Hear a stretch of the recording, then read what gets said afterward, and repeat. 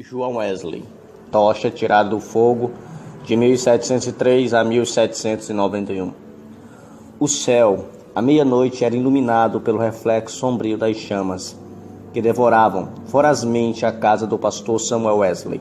Na rua, ouviram-se os gritos: "Fogo! Fogo!" Contudo, a família do pastor continuava a dormir tranquilamente, até que os escombros ardentes caíram sobre a cama de uma filha, Hetty. A menina acordou sobressaltando e correu para o quarto do pai, sem poder salvar coisa alguma das chamas.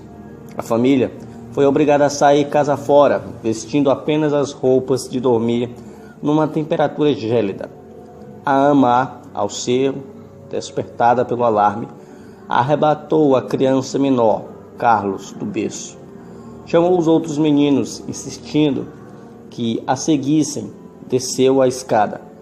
Porém, João, que então contava 5 anos e meio, ficou dormindo.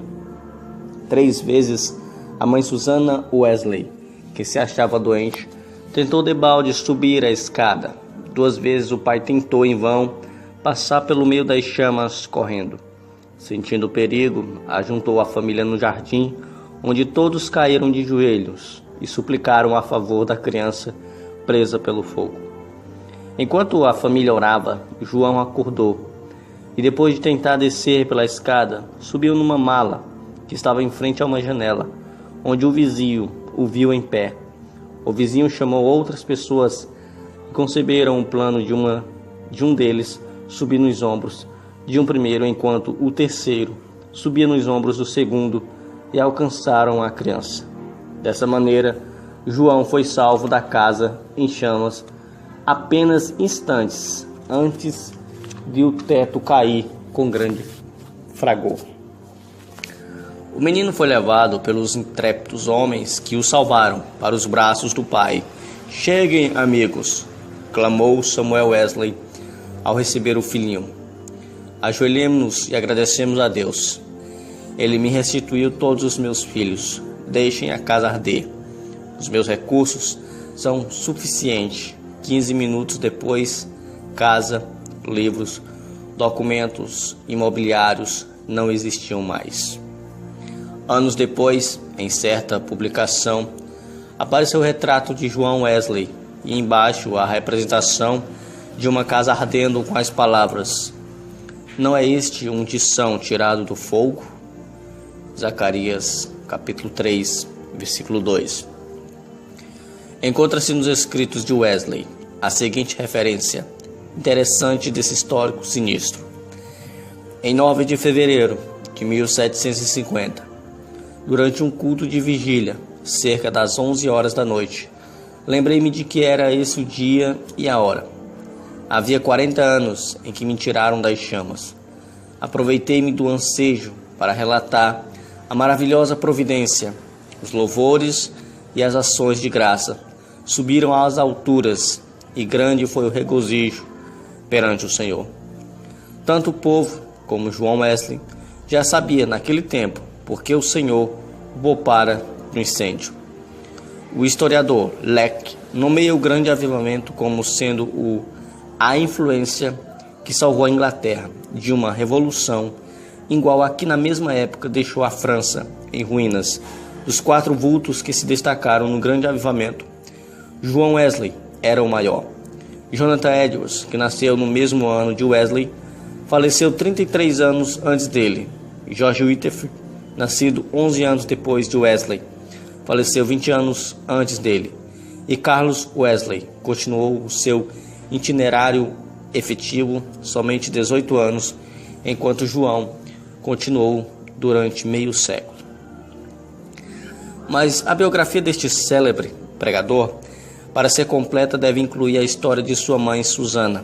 De fato, como certo biógrafo escreveu, não se pode traçar a história do grande avivamento do século passado, 1700, na Inglaterra, sem dar uma grande parte da herança merecida à mãe de João e Carlos Wesley. Isso não somente por causa da instrução que inculcou profundamente aos seus filhos, mas por causa da direção que deu ao avivamento. A mãe de Susana era filha de um pregador esforçada na obra de Deus. Casou-se com o eminente ministro Samuel Annesley.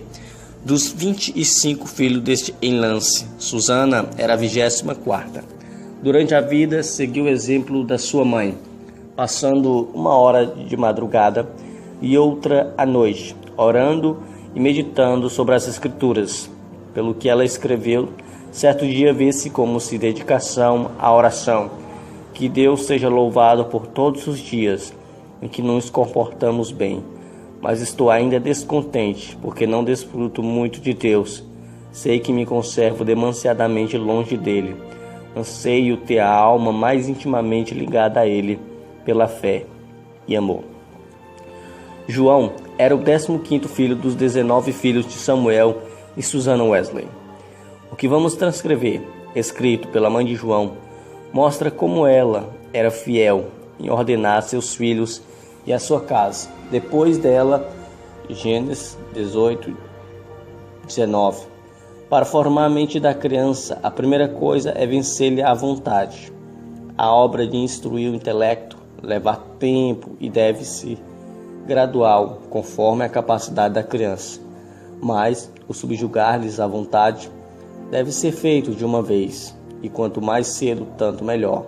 Depois, pode-se governar a criança pela razão e piedade dos pais, até chegar o tempo em que a criança puder também exercer o raciocínio.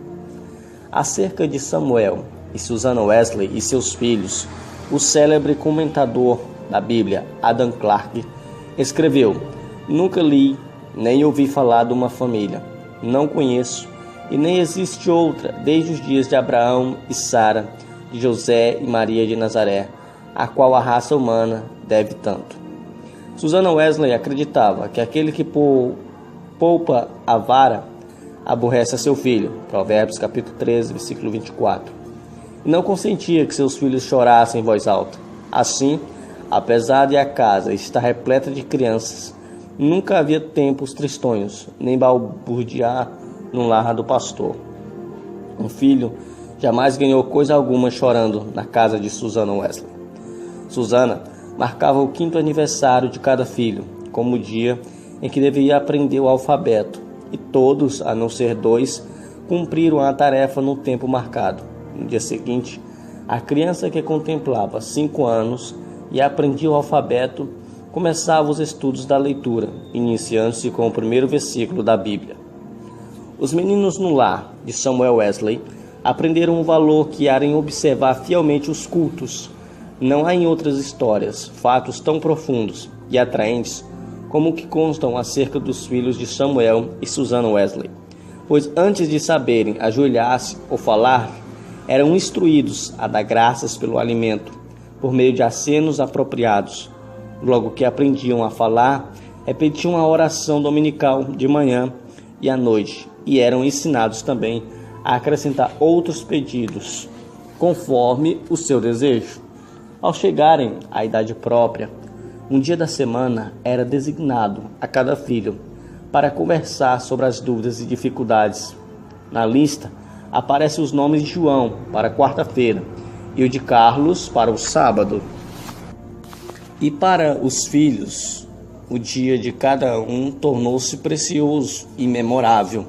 É comovente ler o que João Wesley, 20 anos depois de sair da casa paterna, disse à sua mãe: em muitas coisas, a senhora tem intercedido por mim e tem prevalecido. Quem sabe se agora, também na intercessão, para que eu renuncie inteiramente o mundo, terá bom êxito? Sem dúvida, será tão eficaz para corrigir o meu coração, como era tão para formar o meu caráter. Depois de espetacular salvamento de João do incêndio, sua mãe, profundamente convencida de que Deus tinha grandes planos para o seu filho, resolveu firmemente criá-lo para servir e ser útil na obra de Cristo. Susana escreveu estas palavras nas suas meditações particulares: Senhor, esforçar-me-ei mais definitivamente em prol destas crianças, a qual salvastes tão misericordiosamente. Procurarei transmitir-lhes fielmente ao coração os princípios da tua religião e virtude. Senhor, dai-me a graça necessária para fazer isto, sincera e sabiamente, e abençoa os meus esforços com grande êxito. Ela era tão fiel em cumprir suas resoluções que João foi admitido a participar da ceia do Senhor com a idade de 8 anos. Nunca se omitia o culto doméstico do programa do dia no lar de Samuel Wesley. Fosse qual fosse a ocupação dos membros da família ou dos criados, todos se reuniam para adorar a Deus. Na ausência do marido, Susana, com o coração aceso pelo fogo dos céus, dirigiu os cultos. Conta-se que certa vez, quando ele prolongou a ausência mais do que de costume, 30 e 40 pessoas assistiram aos cultos no lar do Wesley, e a fome pela palavra de Deus aumentou, a ponto de a casa ficar repleta das pessoas da vizinhança que assistiram aos cultos. A família do pastor Samuel Wesley vivia rodeada de pobreza, mas, pela influência do Duque de Buckingham, conseguiram um lugar para João na Charterhouse, em Londres. Assim, o menino, antes de completar 11 anos, deixou a atmosfera fragrante de oração ardente para enfrentar as porfias de uma escola pública. Contudo, não cedeu ao ambiente de pecado de que estava rodeado. Conservava também as suas forças físicas, obedecendo fielmente o conselho de seu pai, que corresse 3 vezes de madrugada em redor do grande jardim de Charterhouse. Tomou como regra da sua vida, dali em diante, manter o vigor do corpo.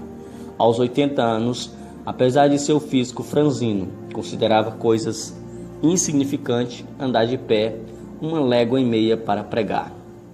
Conta-se um exemplo da influência que João exercia sobre seus colegas de Charterhouse. Certo dia, o porteiro sentiu falta dos meninos no terraço de recreio e foi achá-los em uma das salas, congregando em redor de João. Este contava-lhes histórias instrutivas, as quais atraíam mais do que o recreio. Acerca deste tempo, João Wesley escreveu, abre parênteses, eu participava de várias coisas que reconhecia como sendo pecado, embora não fossem escandalosas aos olhos do mundo. Contudo, continuarei a ler as Escrituras e a orar pela manhã e à noite. Baseava a minha salvação sobre os seguidores. Ponto 1. Não me considerava tão perverso como o próximo. Ponto 2. Conservava a inclinação de ser religioso. Ponto 3. Lia a Bíblia e assistia aos cultos e fazia oração. Fecha parênteses. Depois de estudar 6 anos na Charterhouse, Wesley cursou em Oxford, tornando-se proficiente no latim, grego, hebraico e francês. Mas seu interesse principal não era o intelecto sobre esses assuntos. Ele escreveu, abre parênteses, comecei a reconhecer que a religião verdadeira tem a sua fonte no coração. Reservei 2 horas todos os dias para ficar sozinho com Deus. Participava da ceia do Senhor de 8 em 8 dias. Guardei-me de todo pecado, quer de palavras, quer de atos. Assim, na base das boas obras que praticava, eu me considerava um bom crente. Fecha parênteses. João se esforçava para levantar-se todos os dias, às 4 horas, por meio de anotações que escrevia diariamente de tudo o que fazia durante o dia. Conseguia dar conta do seu tempo para não desperdiçar um momento. Continuou a observar este costume até quase o último dia da sua vida. Certo dia, quando ainda jovem, assistiu a um enterro em companhia de um moço e conseguiu levá-lo a Cristo, ganhando assim a primeira alma para seu Salvador. Alguns meses depois, com a idade de 24 anos, e depois de um período de oração, foi separado para o diaconato. Enquanto estudava em Oxford, ajuntava-se ali um pequeno grupo dos estudantes para orar, estudar as Escrituras, juntos diariamente, jejuar, às quartas e sextas-feiras, visitar os doentes, encarcerados e confortar os criminosos na hora da execução. Todas as manhãs e todas as noites, a cada um passava 1 hora orando sozinho em oculto. Nas orações, paravam de vez em quando para observarem se oravam com o devido fervor. Sempre oravam ao entrar e ao sair dos cultos na igreja.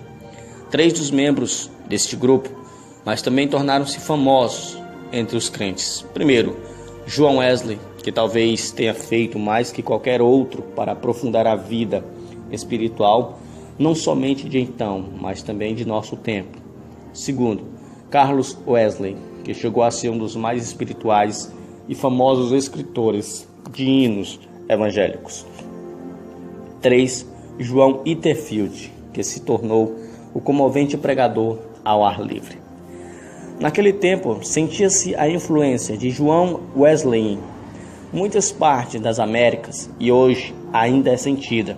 Contudo, passou menos que 2 anos neste continente, e isto durante o período da sua vida, quando se achava perturbado por causa de dúvidas, aceitou a chamada para pregar o evangelho aos silvícolas na colônia de Geórgia.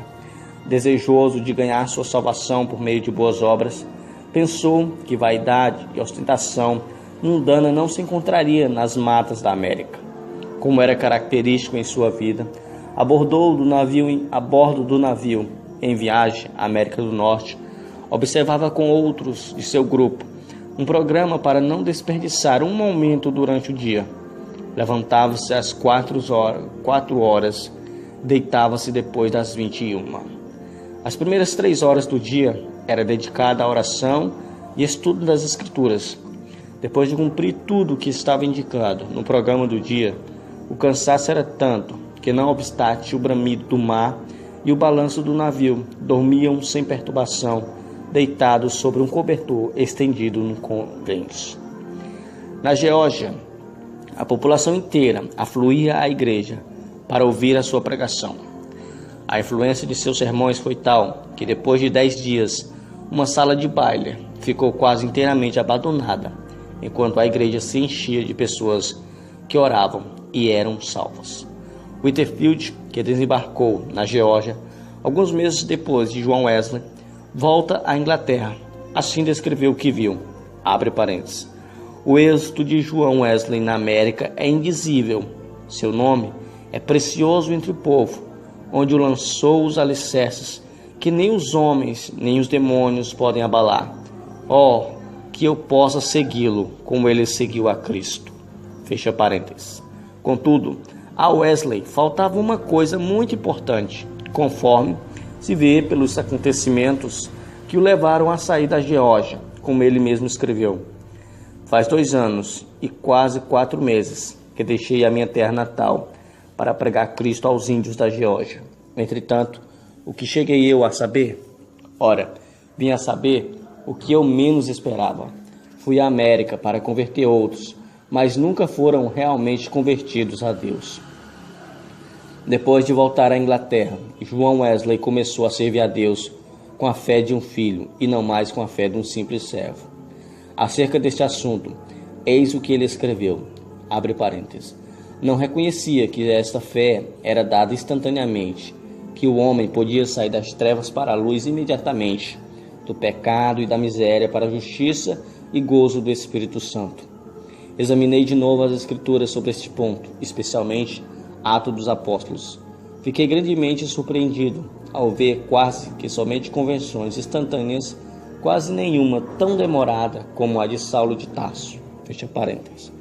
Desde então, começou a sentir mais e mais fome e sede de justiça, a justiça de Deus pela fé.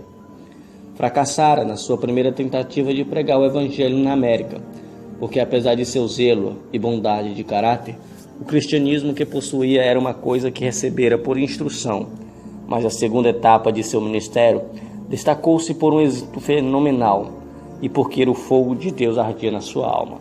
Chegar a ter contato direto com Deus por uma experiência pessoal.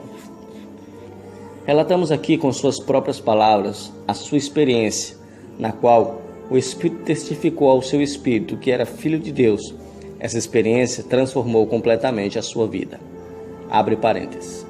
Era quase 5 horas. Hoje, quando abri o Novo Testamento e encontrei estas palavras, ele nos tem dado grandíssimas e preciosas promessas para que por elas fiqueis participantes da natureza divina.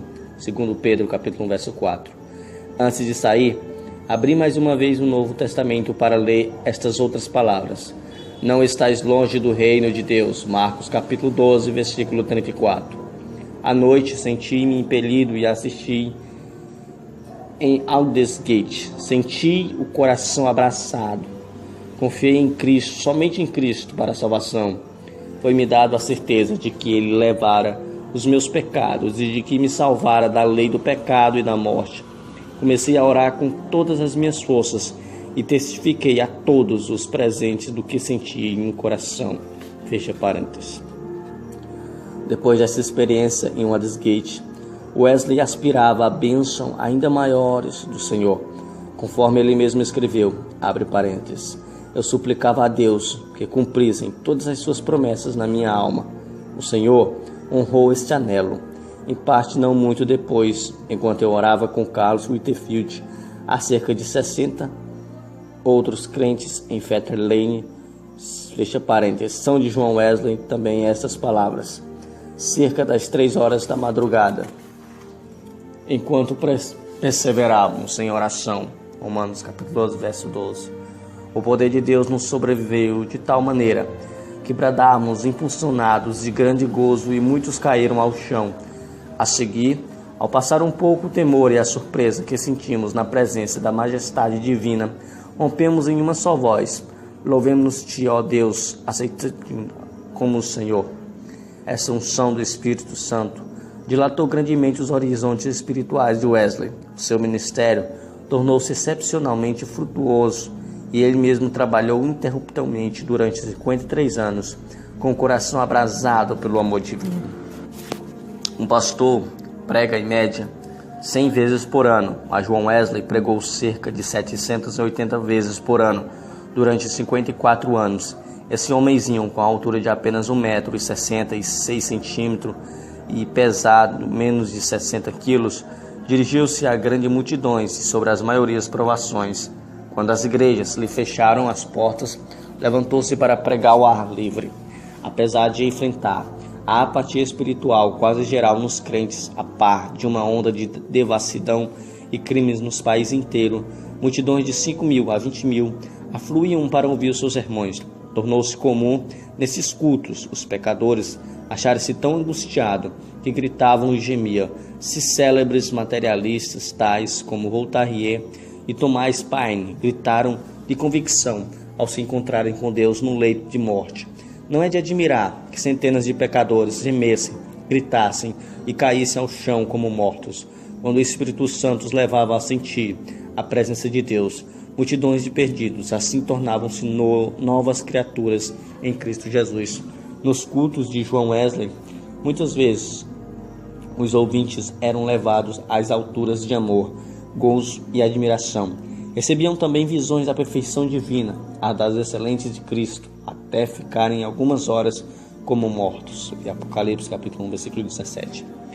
Como todos que invadem o território de Satanás, os irmãos Carlos e João Wesley tinham de sofrer terríveis perseguições. Em Moorfields, os inimigos do Evangelho acabaram com o culto, destruindo a mesa em que João subira para pregar, e os insultaram e maltrataram. Em Sheffield, a casa foi demolida sobre a cabeça dos crentes.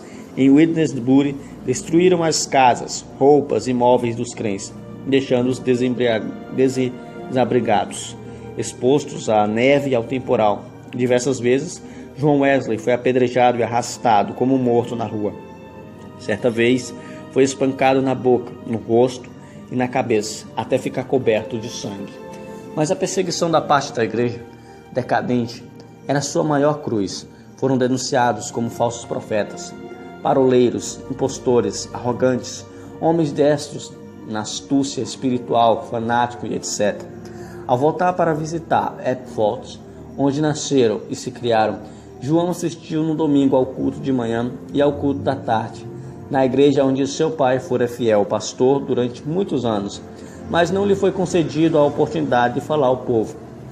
Às 18 horas, João, em pé sobre o monumento que marcara o lugar em que enterraram seu pai, ao lado da igreja, pregou ao maior auditório jamais visto em Upworth, e Deus salvou muitas almas. Qual a causa de tão grande oposição? Entre os crentes da igreja dormente, alegavam-se que eram as suas pregações sobre a justificação pela fé e a santificação. Os descrentes não gostavam dele porque levou o povo a se levantar para cantar hino às 5 da madrugada. John Wesley não somente pregava mais que os outros pregadores, mas o excedia como pastor, exortando e confortando os crentes e visitando de casa em casa. Nas suas viagens, andava tanto a cavalo como a pé, ora em dias ensolarados, ora sobre chuvas, ora em temporais de neve durante os 54 anos do seu ministério. Andou em média mais de 7.000 quilômetros por ano para alcançar os pontos de pregação. Esse homenzinho que andava 7.000 quilômetros por ano ainda tinha tempo para a vida literária. Leu não menos de 1.200 tomos, a maior parte enquanto andava a cavalos. Escreveu uma gramática hebraica e outra de latim, e ainda outras de francês e inglês. Serviu durante muitos anos como redator de um jornal de 56 páginas. O dicionário completo que compilou da língua inglesa era muito popular e seu comentário sobre o Novo Testamento ainda tem grande circulação. Revisou e republicou uma biblioteca de 50 volumes, reduzindo para 30 volumes. O livro que escreveu sobre a filosofia natural teve grande aceitação entre o ministério. Compilou uma obra de 4 volumes sobre a história da igreja. Escreveu e publicou um livro sobre a história de Roma e outro sobre a da Inglaterra. Preparou e publicou 3 volumes sobre medicina e 6 sobre músicas para os cultos. Depois da sua experiência em Fetter Lane, ele e seus irmãos Carlos escreveram e publicaram 54 hinos. Disse que ao todo escreveu mais que 230 livros. Esse homem de físico franzino, ao completar 88 anos, escreveu durante mais de 86 anos. Não experimentei qual debilidade de velhice. Os olhos nunca escureceram, nem perdi o meu vigor. Com a idade de 70 anos, pregou a um auditório de 30.000 pessoas ao ar livre e foi ouvido por todos. Aos 86 anos, fez uma viagem à Irlanda, na qual, além de pregar 6 vezes ao ar livre, pregou 100 vezes em 60 cidades. Certo ouvinte assim se referiu a Wesley. Seu espírito era tão vivo como aos 53 anos, quando o encontrei pela primeira vez. Atribuiu a sua saúde às seguintes regras: primeiro, ao exercício constante e ar fresco; segundo, ao fato de nunca mesmo doente ou com saúde, em terra ou no mar, haver perdido uma noite de sono desde o seu nascimento; 3. A habilidade de dormir de dia ou de noite, ao sentir-se cansado; 4. Ao fato de observar a regra por mais de 60 anos de se levantar às 4 horas da manhã; 5. Ao costume de sempre orar às 5 da manhã durante mais de 50 anos; 6. Ao fato de quase nunca sofrer de dor, desânimo ou cuidados durante a vida inteira. Não nós devemos esquecer da fonte desse vigor que João Wesley manifestava. Passava 2 horas diariamente em oração e muitas vezes mais iniciava o dia às 4 horas. Certo crente que os conhecia intimamente assim escreveu acerca dele: considerava a oração a coisa mais importante da sua vida, e eu o tenho visto sair do quarto com a serenidade de alma visível no rosto, até quase brilhar. A qualquer história da vida de João Wesley faltara o ponto principal, se não se fizer menção dos cultos de vigília que se realizavam uma vez por mês entre os crentes. Esses cultos se iniciavam às 20 horas e continuavam até depois da meia-noite, ou até cair o Espírito Santo sobre eles. Baseavam tais cultos sobre as referências do Novo Testamento, de noites inteiras passadas em orações. Foi assim que alguém se referiu ao sucesso. Explica-se o poder de Wesley pelo fato de ele ser homo unius libri, isto é, um homem de um livro, e este livro é a Bíblia. Pouco antes da sua morte, escreveu: hoje passamos o dia em jejum e oração para que Deus alargasse a sua obra. Só encerramos depois de uma noite de vigília, na qual o coração de muitos irmãos fosse grandemente confortado. No seu diário, João Wesley escreveu, entre outras coisas, sobre oração e jejum, o seguinte: enquanto cursava em Oxford, jejuávamos às quartas e às sextas, como faziam os crentes primitivos em todos os lugares. Escreveu Epífanio em 310 a 403. Quem não sabe que o jejum das quartas e das sextas-feiras é observado pelos crentes do mundo inteiro? Wesley continuou: não sei por que eles guardavam esses 2 dias, mas é boa a regra. Se lhes servia, também me serve. Contudo, não quero dar a entender que o único tempo de jejuar seja esses 2 dias da semana. porque muitas vezes é necessário jejuar mais do que 2 dias. É necessário permanecer sozinho e na presença de Deus, enquanto jejuarmos e orarmos para que Deus possa mostrar-nos a sua vontade e dar-nos direção. Nos dias de jejum, devemos afastar-nos o mais possível de todo o serviço, de fazer visitas e das divisões, apesar dessas coisas serem listas em outras ocasiões. Seu gozo em pregar ao ar livre não diminuiu na velhice. Em 7 de outubro de 1790, pregou pela última vez, fora de casa, sobre o texto: "O reino de Deus está próximo. Arrependei-vos e crede no Evangelho." A palavra manifestou-se com grande poder, e as lágrimas do povo corriam em torrentes. Um por um, seus fiéis companheiros de luta, inclusive sua esposa, foram chamados para o descanso, mas John Wesley continuava a trabalhar. Com a idade de 85 anos, seu irmão, Carlos, foi chamado pelo Senhor e João sentou-se perante a multidão, cobrindo o rosto com as mãos para esconder as lágrimas que lhe corriam pelas faces. Seu irmão, a quem amava tanto durante tão longo tempo, partira a ele. Agora tinha de trabalhar sozinho. Em 2 de março de 1791, com a idade de quase 88 anos, completou a sua carreira terrestre. Durante toda a noite anterior, não cessaram em seus lábios o louvor e a adoração, pronunciando estas palavras: "As nuvens destilam a gordura." Sua alma saltou de alegria com a antecipação das glórias do lar eterno e exclamou: "O melhor de tudo é que Deus está conosco." Então, levantando a mão como se fosse o sinal da vitória, novamente repetiu: "O melhor de tudo é que Deus está conosco." Às 10 horas da manhã, enquanto os crentes rodeavam o leito em oração, ele disse: "Adeus." E assim passou para a presença do Senhor. Um crente que assistiu à sua morte assim relatou o ato: "A presença divina pairava sobre todos nós. Não existem palavras para descrever o que vimos no seu semblante. Quanto mais o fitávamos, tanto mais víamos parte dos indizíveis céus." Calcula-se que 10.000 pessoas, em desfiles, passaram diante do ataúde para ver o rosto que ainda retinha um sorriso celestial. Por causa das grandes massas que afluíram para honrá-lo, foi necessário enterrá-lo às 5 horas da manhã. John Wesley nasceu e criou-se em um lar onde não havia abundância de pão. Com a venda dos livros da sua autoria, ganhou uma fortuna, com a qual contribuía para a causa de Cristo. Ao falecer, deixou no mundo 2 colheres, uma chaleira de prata e um casaco velho, e dezenas de milhares de almas salvas em épocas de grande decadência espiritual. A tocha em Erfurt foi arrebatada do fogo. Em Aldersgate e Fetter Lane começou a arder intensamente e continua a iluminar milhões de almas no mundo inteiro. João Wesley, tocha tirada do fogo de 1703 a 1791. O céu, à meia-noite, era iluminado pelo reflexo sombrio das chamas que devoravam vorazmente a